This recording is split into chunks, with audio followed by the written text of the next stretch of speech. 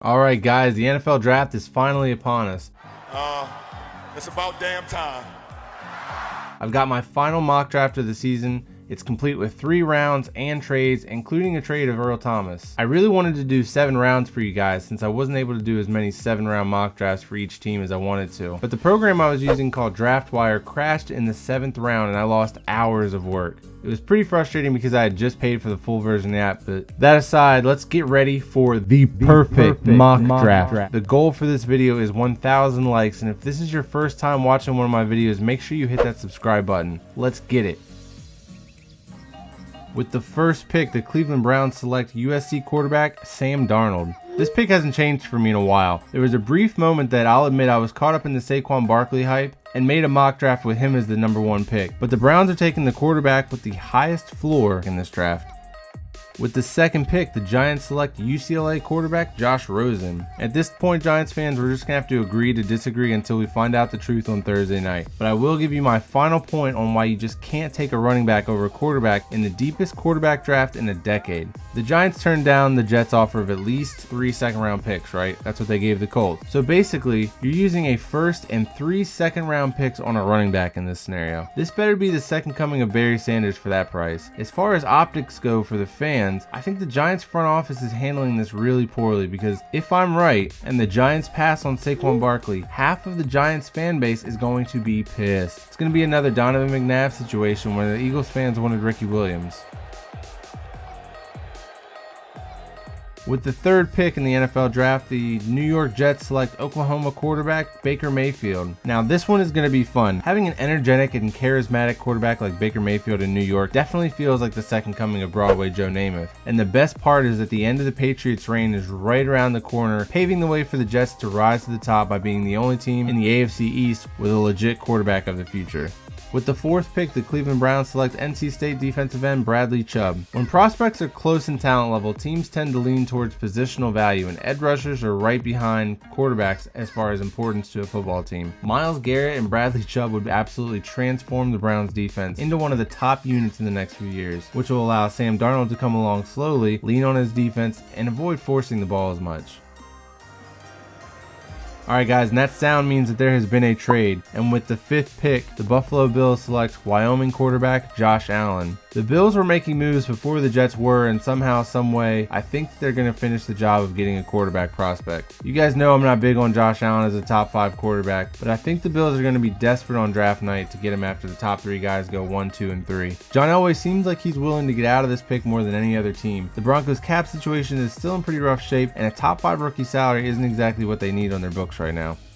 With the 6th pick, the Indianapolis Colts select Notre Dame guard Quenton Nelson. The Colts moved down because they didn't need a quarterback and allowed the run on QBs to happen in front of them, dropping one of the best prospects to them at number 6. It may have cost them Bradley Chubb in the process, but Quenton Nelson might be a more important cog in their offensive line right now. With the 7th pick, the Tampa Bay Buccaneers select Penn State running back Saquon Barkley. The Bucs offense needed this to happen. They need the run on quarterbacks to push the best weapon in the draft to fall to an appropriate place for a running back to be selected. Saquon Barkley is being pumped up by the media with the Giants openly drooling over him, but I think this is the ideal landing place. He will join an offense with most of the pieces in place already, and he might be able to hide some of the offensive line deficiencies. With the 8th pick, the Chicago Bears select Virginia Tech linebacker Tremaine Edmunds. The Bears coaching staff is probably hoping Quenton Nelson makes it here, but I think Tremaine Edmunds is an ideal consolation prize. The Bears are in position to get an awesome impact player on defense, and I'd love to see Edmunds as the next monster of the Midway. With the 9th pick, the San Francisco 49ers select Boston College edge rusher Harold Landry. Like I said earlier, edge rusher is highly important, and even after drafting Solomon Thomas last year, the 49ers still don't have their defensive line set up for the 4-3. Harold Landry is going to be drafted a lot higher than people expect, and I think that the 49ers are his ceiling. Landry is the perfect right end to contrast the rest of the bigger defensive line they have from their days using top picks on 3-4 defensive linemen. With the 10th pick, the Oakland Raiders select Georgia linebacker Roquan Smith. I finally came off Denzel Ward as the Raiders pick here. Roquan Smith is going to remind John Gruden of Derrick Brooks, and with depth at cornerback in this draft, the Raiders can grab one of the best linebackers and fill that need later on. With the 11th pick, the Miami Dolphins select Ohio State cornerback Denzel Ward. Denzel Ward doesn't fall far though because he is the top cornerback in this draft. The Dolphins are in kind of a weird place right now. I would love to see them draft Lamar Jackson, but in the end I'm not sure they've got the balls to make that move with the 11th pick. So they play it safe here and grab the top cornerback. With the 12th pick, the Denver Broncos select Alabama defensive back Minkah Fitzpatrick. By moving down, the Broncos can now go for the best player available with this pick. Minkah Fitzpatrick is a man without a definitive position, but he is still one of the best true football players in this draft. With the 13th pick, the Washington Redskins select Florida State safety Derwin James. It was really hard for me to allow Derwin James to fall this far in the mock, but this is definitely the lowest I can see him falling. The Redskins are in a weird transition with Alex Smith at quarterback, and they're going to have to rely on their defense moving forward. Vita Vea has been a lock here in most of my mock drafts, but either way I think the Redskins go defense. There has been another trade. The Los Angeles Chargers have traded up to number 14 to select Louisville quarterback Lamar Jackson. The Chargers are struggling to build a fan base in LA after shitting on San Diego. Go fuck yourself, San Diego. Their home games last year ended up being more of a vacation spot for visiting fans rather than a home game. Nothing would change that more than investing in the future with a dynamic quarterback like Lamar Jackson. Chargers head coach Anthony Lynn is an offensive-minded coach and was the offensive coordinator when Tyrod Taylor and the Bills were the top rushing offense in the league. I'd love to see Lynn get his hands on a gunslinger version of Tyrod Taylor and see Lamar Jackson really thrive. With the 15th pick, the Arizona Cardinals select Iowa cornerback Joshua Jackson. With the top 5 rookie quarterbacks gone before the middle of the first round, the Cardinals are going to need to move to plan B, and they've needed a cornerback opposite of Patrick Peterson since I can remember. Joshua Jackson is one of my favorite cornerbacks in this draft because the ball always seems to find him, and that would be a lethal combination of cornerbacks in the desert. With the 16th pick, the Baltimore Ravens select Notre Dame offensive tackle Mike McGlinchey. After signing Willie Snead from the Saints, I'm finally convinced that the Ravens may no longer draft Calvin Ridley. Instead, they draft the teammate of their 2016 first-round pick, Ronnie Stanley, to solidify the tackle position for years to come. With the 17th pick, the Green Bay Packers select Alabama wide receiver Calvin Ridley. Now I know Packers fans, you guys will tell me that they only draft wide receivers in the second round, but Ted Thompson is no longer around and there's a new sheriff in town. Problem is, Aaron Rodgers is already annoyed with their handling of his favorite target, Jordy Nelson. Devontae Adams is a perfectly capable number 1 wide receiver, but Randall Cobb is on the injury report every single year. The Packers defense is not getting fixed overnight, so they need to ensure that their offense is a finely tuned machine. Seeing Aaron Rodgers throw to such a pure route runner in Calvin Ridley would be a true thing of beauty.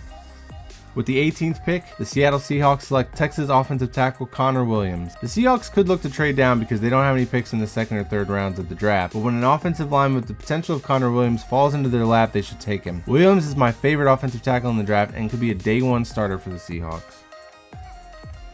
And we have another trade. The Atlanta Falcons have traded up with the Dallas Cowboys, and with the 19th pick, the Falcons select Washington defensive tackle Vita Vea. The Falcons tried to fill their one-tech role with Dontari Poe last year, but they obviously weren't impressed. The Falcons have shown to be pretty aggressive in the draft when they have a guy that they want, and Vita Vea is the clear-cut best nose tackle in the draft. I don't expect the Cowboys to take Vea, but if he's available this late, the Falcons could be one of the teams to jump up and take him. Plus, the Cowboys have a plan for that extra draft pick.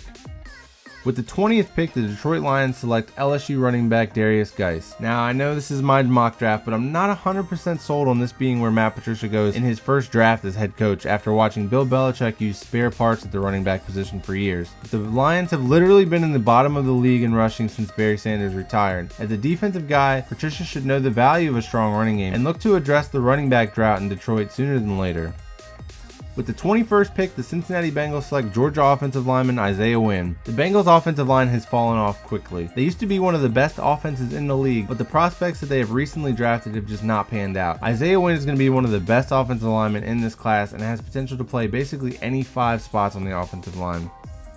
With the 22nd pick, the Denver Broncos select University of Texas El Paso guard Will Hernandez. So basically, the Broncos turned Quenton Nelson into Minkah Fitzpatrick and Will Hernandez, killing 2 birds with 1 stone. Will Hernandez is actually very similar to Ronald Leary and could help the Broncos lean on the running game to take pressure off of Case Keenum or whomever ends up starting for them. With the 23rd pick, the New England Patriots select UCLA offensive tackle Kolton Miller. I really like the idea of the Patriots trading up, but if it ends up being for Lamar Jackson, then let's just cancel the next decade of football. When trading up, I had more of an impact defensive player in mind, and in this scenario, I think the Patriots should just look to protect their current quarterback as he enters the final season or 2 here. Kolton Miller is probably the most athletic offensive tackle in the draft and actually reminds me of Nate Solder a bit. With the 24th pick, the Carolina Panthers select Louisville cornerback Jair Alexander. Bashaud Breeland must have some kind of football venereal disease because after the Panthers failed his physical, he hasn't been touched by any other teams. The Panthers still need some help at cornerback though, and Jair Alexander would be an alpha male for their secondary that is lacking a little swagger. With the 25th pick, the Tennessee Titans select University of Texas San Antonio edge rusher Marcus Davenport. If the Lions don't take Marcus Davenport, this is about as far as I see him falling in the draft. The Titans have 2 older edge rushers, but I think Mike Vrabel will want to get his own guy as soon as possible to groom behind Brian Orakpo and Derek Morgan. With the 26th pick, the Dallas Cowboys select SMU wide receiver Courtland Sutton. After trading down, the Cowboys can still get their guy at their biggest need going into the first round. Courtland Sutton is a bigger version of Dez Bryant without the sideline antics and drama on a rookie contract. In the Cowboys' run-first offense, I could see Sutton having a similar career trajectory to Demaryius Thomas as he develops as a wide receiver. Hopefully, the Cowboys will force him to learn more than 3 routes like they did with Dez Bryant. With the 27th pick, the New Orleans Saints select Maryland wide receiver DJ Moore. Wide receiver was a borderline top need for the Saints going into the draft, but after letting Willie Snead go, I think that they grab a guy that is similar to Brandon Cook. DJ Moore would be a fun weapon for Drew Brees in this Saints offense.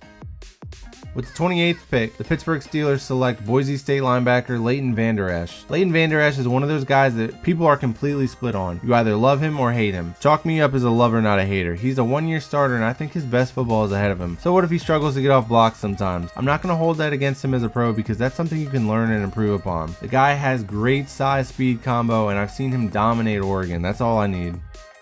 With the 29th pick, the Jacksonville Jaguars select Alabama linebacker Rashaan Evans. The Jaguars quietly have one of the best rosters in the league now, other than quarterback. Paul Posluszny's retirement paves the way for a new face at linebacker, and Rashaan Evans surprisingly made it past the Steelers.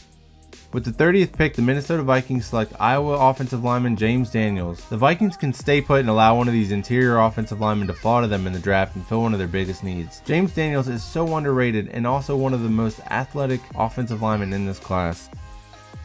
With the 31st pick, the New England Patriots select Colorado cornerback Isaiah Oliver. Now I don't know why, but this just seems like a pairing destined to happen. Isaiah Oliver just seems like a Bill Belichick kind of cornerback. He's got a good blend of size, speed, and ball skills.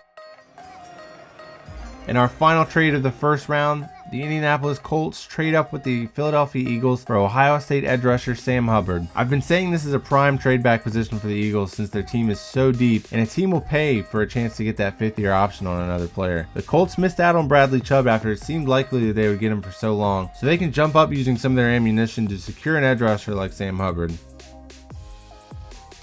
Alright guys, we're going to run through this second round picks and then I'll leave you guys with the third round to check out at the end. I would love to see Justin Reed pair with Jabril Peppers at safety. Whether the Giants go quarterback or Saquon Barkley, they still need to rebuild that offensive line for them. The Broncos trade up for their offensive centerpiece moving forward. The Eagles fall back and still get an offensive tackle prospect that could eventually replace Jason Peters. The Colts can move up and still be in a position to let an athletic, attacking linebacker fall into their lap. The Bucs had bigger need at cornerback than running back, but this draft is so deep that a first-round cornerback is waiting for them at 38.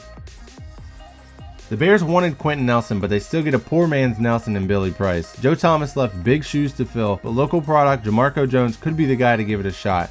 The Cardinals get aggressive and grab a quarterback prospect for the future in front of 3 QB-needy teams.